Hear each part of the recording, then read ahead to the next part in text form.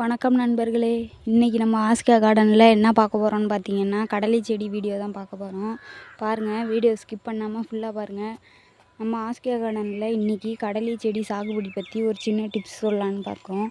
பாருங்கள், அதுதான் வந்து பார்க்க போகிறோம்.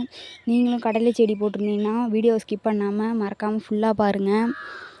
உங்களுக்கு விவசாயம் ரொம்ப பிடிக்கும்னா ஆஸ்கா கார்டன் சேனலை சப்ஸ்கிரைப் பண்ணுங்கள். ஆஸ்கா கார்டன் சேனலில் இன்ன வரையும் போட்டிருந்த எல்லா வீடியோவும் நீங்கள் இன்னும் பார்க்கலன்னா போய் பார்த்துருவாங்க. ஆஸ்கா கார்டன் சேனல் பார்த்திங்கன்னா ஃபுல் அண்ட் ஃபுல் வந்து விவசாயத்தை பற்றி தான்.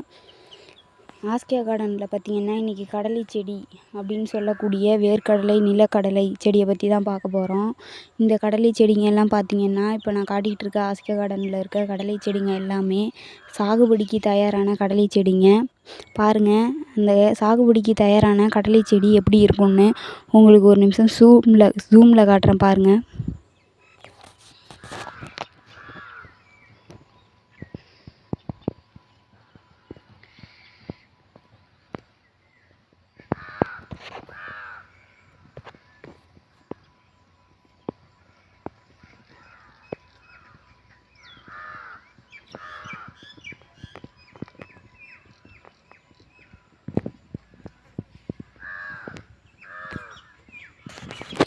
பார்த்தீங்களா நண்பர்களே, இதுதான் பார்த்தீங்கன்னா சாகுபடிக்கு தயாரான கடலை செடிங்க.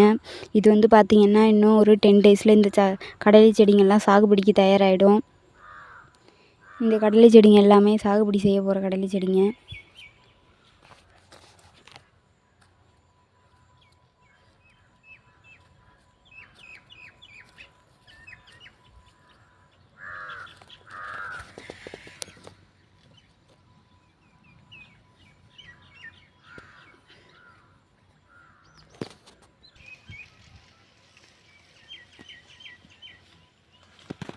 பாருங்கள், நம்ம கார்டனில் இன்னும் சில கொடிங்க வந்து பார்த்திங்கன்னா பச்சையாகவே இருக்குது. அதனால தான் கொஞ்சம் லேட் பண்ணுறோம். இன்னும் ஒரு 10 டேஸில் இப்படி நல்லா இப்படி எல்லா தலையுமே இப்படி காஞ்சிருக்கணும். இப்படி காஞ்சிருந்தால் தான் எடுக்கலாம். இந்த வீடியோ உங்களுக்கு பிடிச்சிருந்ததுன்னா லைக் பண்ணுங்கள், ஷேர் பண்ணுங்கள். ஆஸ்கா கார்டன் சேனலை சப்ஸ்கிரைப் பண்ணுங்கள். ஏதாவது டவுட் இருந்தால் கமெண்டில் சொல்லுங்கள். நீங்களும் கடலை செடி போட்டிருந்தீங்கன்னா கமெண்டில் மறக்காமல் சொல்லிட்டு போங்க.